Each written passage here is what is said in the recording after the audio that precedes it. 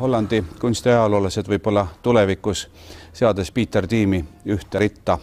Rembrandti, Rubensi, Van Goghi ja teiste Hollandi ja Flaami maalijatega, peavad kirjutama ka Pieter tiimi Pärnu perioodist, sest et siin Pärnu Uue Kunstimuuseumis on nüüd terve saalitäis töid, mida Pieter tiim Pärnus suve hakul lõi.